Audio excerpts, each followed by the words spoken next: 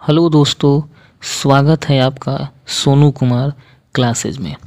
दोस्तों, आज के वीडियो में हम लोग पढ़ेंगे अल्कोहल और बहुलक। ठीक है दोस्तों, तो फिर वीडियो को शुरू करते हैं। देखिए, पहला क्वेश्चन है कि अल्कोहल को कार्बोक्सिलिक अम्ल में परिवर्तित किया जा सकता है। ठीक है, यानी किसके द्वारा, यानी अल्कोहल को कार्बोक्सिलिक अम्ल में किसके द्वारा परिवर्तित किया जा सकता है। ठीक है दोस्तों, तो इसका आंसर हो जाएगा दोस्तों ये ए नंबर। ठीक है, यानी मात्र ऑक्सीडेशन के द्वारा। यानी कहने का मतलब है दोस्तों कि अल्कोहल को ऑक्सीकरण के द्वारा ही सिर्फ कार्बोक्सिलिक अम्ल में परिवर्तित किया जा सकता है। ठीक है, देखिए इसका व्याख्या हम लोग देखते हैं। देखिए, अल्कोहल यानी कि अल्कोहल का दोस्तों जो है संरचना सूत्र होता है दोस्तों।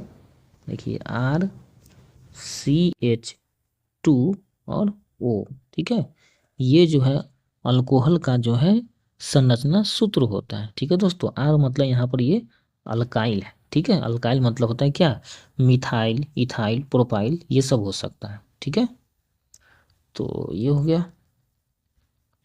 तो देखिए, यानी अल्कोहल को मात्र ऑक्सीडेशन द्वारा कार्बोक्सिलिक अम्ल, यानी दोस्तों कार्बोक्सिलिक अम्ल का संरचना सूत्र ये होता है। ठीक है, RCOOH। ठीक है, यहाँ R मतलब अल्काइल ग्रुप होता है, यानी जिसमें मिथाइल, इथाइल, प्रोपाइल ये सब हो सकता है। ठीक है, तो इसमें परिवर्तित किया जा सकता है।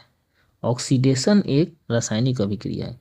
यानी दोस्तों ऑक्सीडेशन का मतलब क्या होता है, यानी कि जब ऑक्सीजन ग्रहण कर लेता है, कोई भी यौगिक जब ऑक्सीजन ग्रहण करता है तो उस प्रक्रिया को ऑक्सीकरण कहा जाता है। तो इसमें जो है दोस्तों, इसमें क्या है, ऑक्सीजन का संख्या बढ़ गया है, तो यहाँ पर ये आ गया है। ठीक है, चलिए अब आगे बढ़ते हैं। देखिए अगला प्रश्न है दोस्तों, शक्कर के किण्वन से क्या बनता है। ठीक है, यानी शक्कर के किण्वन से क्या बनता है। ठीक है, तो इसका आंसर है दोस्तों ये ए नंबर हो जाएगा, इथाइल अल्कोहल। यानी दोस्तों शक्कर के किण्वन से इथाइल अल्कोहल बनता है। ठीक है, देखिए इसका व्याख्या, शक्कर, शर्करा, शर्करा मतलब दोस्तों होता है चीनी। ठीक है, और चीनी का रासायनिक सूत्र होता है दोस्तों ये C12H22O11, यानी C12H22O11। ठीक है, तो इसके किण्वन से इथाइल यानी कि ये एथिल अल्कोहल यानी C2H5OH बनता है। यानी कहने का क्या मतलब है दोस्तों कि देखिए, शक्कर, शर्करा के किण्वन से, ठीक है, शक्कर और शर्करा, शर्करा मतलब चीनी। ठीक है, तो इसके किण्वन से जो है दोस्तों इथाइल अल्कोहल, ठीक है, यानी इसका सूत्र होता है C2H5OH, तो ये बनता है। ठीक है, चलिए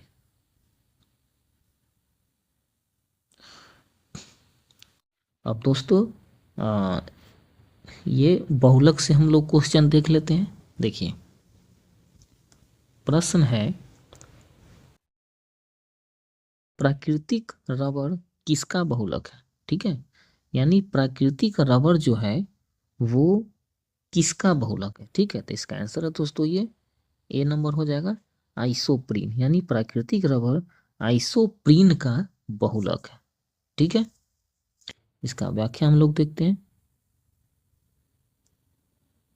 देखिए क्या कह रहा है इसमें कि बहुलकीकरण वह प्रक्रिया है जिसमें एक ही प्रकार के एक से अधिक अणु आपस में जुड़कर कोई अधिक अणुभार वाला बड़ा अणु बनाते हैं। ठीक है, यानी बहुलकीकरण क्या है दोस्तों, तो बहुलकीकरण वह अभिक्रिया है जिसमें एक ही प्रकार के एक से अधिक अणु, ठीक है, एक ही प्रकार के एक से अधिक अणु आपस में जुड़कर कोई अधिक अणुभार वाला बड़ा अणु बनाते हैं, ठीक है।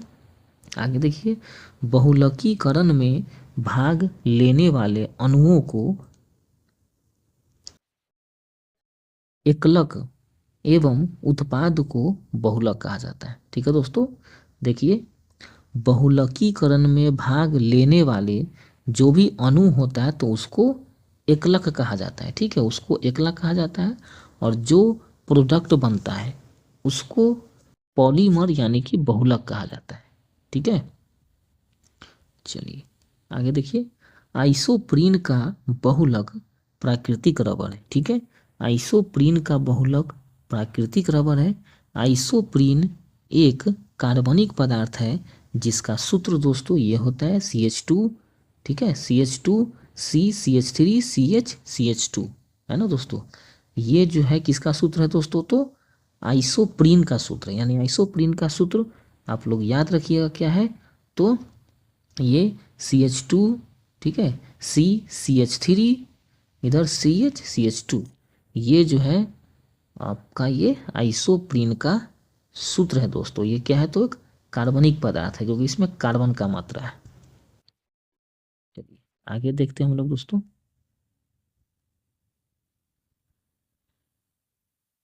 देखिए, प्राकृतिक रबर किसका बहुलक है, तो आइसोप्रीन का, अभी हम लोग देखे हैं। चलिए देखिए अगला प्रश्न, टेफ्लॉन निम्नलिखित में से किस एकलक का बहुलक है, ठीक है। टेफ्लॉन निम्नलिखित में से किस एकलक का बहुलक है, इसका आंसर है दोस्तों ये टेट्राफ्लोरोएथिलीन का, ठीक है। चलिए इसका व्याख्या हम लोग देखते हैं। देखिए, पॉलीटेट्राफ्लोरोएथिलीन यानी कि PTFE, ठीक है, पॉलीटेट्राफ्लोरोएथिलीन यानी कि PTFE को आमतौर पर टेफ्लॉन के नाम से जाना जाता है, ठीक है। PTFE यानी इसमें P4 हो गया पॉली, T4 हो गया टेट्रा, F4 हो गया फ्लोरो और E4 हो गया एथिलीन, ठीक है। यानी PTFE एक ठोस फ्लोरोकार्बन है, ठीक है।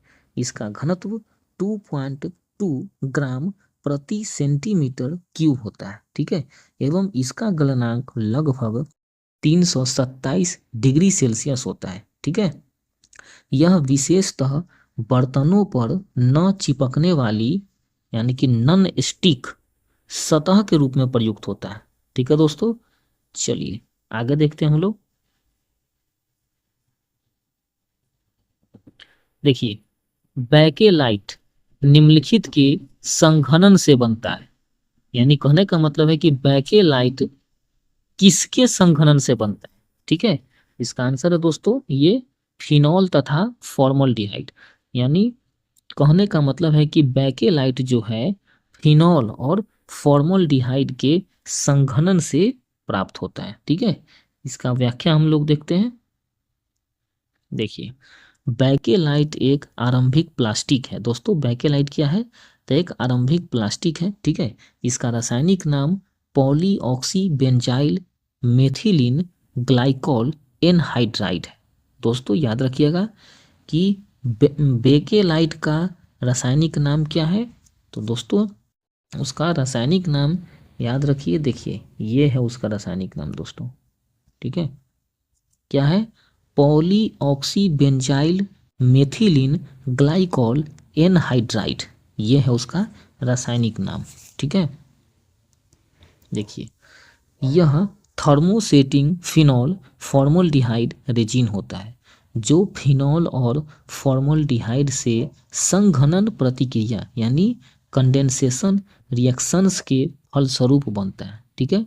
इसकी खोज वर्ष 1907 से 1909 के मध्य बेल्जियम के रसायनज्ञ लियो बैकेलैंड ने की थी दोस्तों। यानी कहने का मतलब है कि बेकेलाइट का खोज कब हुआ था, तो 1907 से 1909 के बीच हुआ था, ठीक है।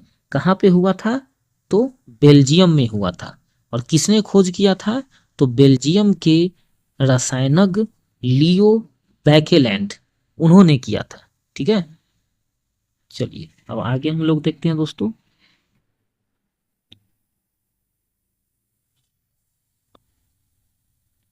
देखिए अब क्या कर है कि दोस्तों आपको इसमें मिलाना है ये, ठीक है, मैचिंग करना है।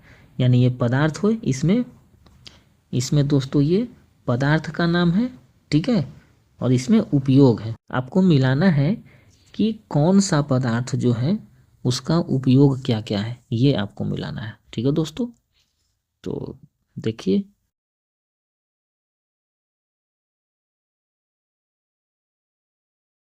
देखिए दोस्तों इसका, देखिए यानी एस्पार्टेम, एस्पार्टेम का उपयोग कृत्रिम मधुरक के रूप में होता है। ठीक है, कृत्रिम मधुरक के रूप में होता है। फ्रेऑन का उपयोग प्रशीतक के रूप में होता है। नियोप्रीन का उपयोग संश्लेषित रबर के रूप में होता है। बेनाड्रिल का उपयोग प्रतिहिस्टामिन के रूप में होता है दोस्तों। ठीक है, ध्यान रखिए, एस्पार्टिम का उपयोग कृत्रिम मधुरक के रूप में, फ्रेऑन का उपयोग प्रशीतक के रूप में, नियोप्रीन का उपयोग संश्लेषित रबर के रूप में, बेनाड्रिल का उपयोग प्रतिहिस्टामिन के रूप में होता है दोस्तों। दोस्तों यहाँ पे ये जो बेनाड्रिल है दोस्तों, तो बेनाड्रिल दोस्तों एक खांसी का सिरप भी होता है दोस्तों। यानी खांसी के सिरप में जो है ये प्रतिहिस्टामिन के रूप में बेनाड्रिल का उपयोग होता है। यानी प्रतिहिस्टामिन कहने का मतलब दोस्तों कि यह जो है, जैसे आपको सर्दी खांसी या फिर जो है आपको मान के चलिए कि एलर्जी, ठीक है, तो एलर्जी से समस्या के लिए भी प्रतिहिस्टामिन का उपयोग किया जाता है। ठीक है, प्रतिहिस्टामिन के रूप में यूज होता है बेनाड्रिल का। ठीक है दोस्तों, चलिए अब आगे देखते हैं हम लोग। बुलेट प्रूफ जैकेट बनाने के लिए उपयोग किया जाने वाला फाइबर क्या है? ठीक है, तो इसका आंसर हो जाएगा दोस्तों केवलर। आगे देखिए, बुलेट प्रूफ जैकेट बनाने के लिए केवलर का उपयोग किया जाता है। ठीक है, याद रखिएगा दोस्तों, बुलेट प्रूफ जैकेट बनाने के लिए किसका उपयोग किया जाता है? तो केवलर का उपयोग किया जाता है दोस्तों। ठीक है, केवलर क्या है? तो एक बहुलक है। ठीक है, तो केवलर का उपयोग किया जाता है, यानी कि इसमें गोली नहीं लगता है दोस्तों। केवलर एक पालिया पालियामाइड है जो एक प्रकार का बहुलक है। यह एक गर्मी प्रतिरोधी और उच्च शक्ति वाला सिंथेटिक पॉलीमर है। ठीक है, पैराफिनाइल डेनमाइन और टेरेफ्थाल टेरेफ्थालोयल क्लोराइड केवलर के दो मोनोमर्स हैं। ठीक है, चलिए आगे हम लोग देखते हैं क्या है। देखिए इसमें कह रहा है कि दोस्तों, देखिए HMX का क्या फुल फॉर्म होता है? ठीक है, देखिए HMX, ठीक है, HMX का फुल फॉर्म क्या होता है, ये इसमें पूछा गया है। ठीक है, तो इसका सही आंसर दोस्तों हो जाएगा ये डी नंबर, यानी केवल एक, यानी ये होगा इसका सही आंसर, हाई मेल्टिंग एक्सप्लोसिव। ठीक है, हाई मेल्टिंग एक्सप्लोसिव यानी HMX, ये हो जाएगा। इसका व्याख्या देखिए दोस्तों, HMX यानी कि ऑक्टोजन।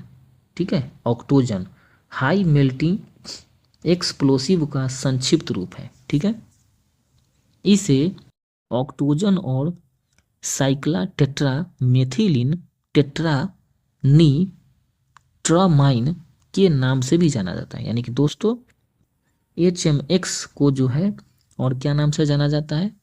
तो इसको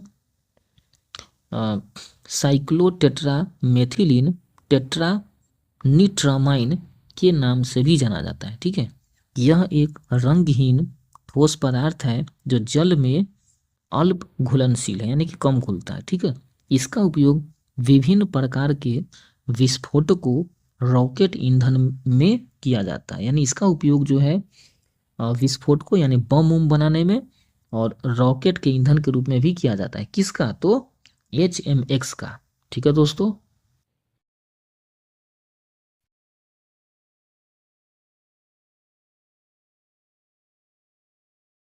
तो दोस्तों इस तरह से आज हम लोगों ने इस वीडियो में पढ़ा अल्कोहल और बहुलक के बारे में। ठीक है दोस्तों, तो ये वीडियो आप लोगों के लिए बहुत ही इम्पोर्टेंट है, ख़ास तौर से बीपीएससी टीआरई 4 के लिए और बीपीएससी 70 फर्स्ट एग्ज़ाम के लिए, और बाकी एग्ज़ाम के लिए तो ये इम्पोर्टेंट है ही। तो फिर दोस्तों मिलते हैं फिर अगले वीडियो में, तब तक के लिए धन्यवाद।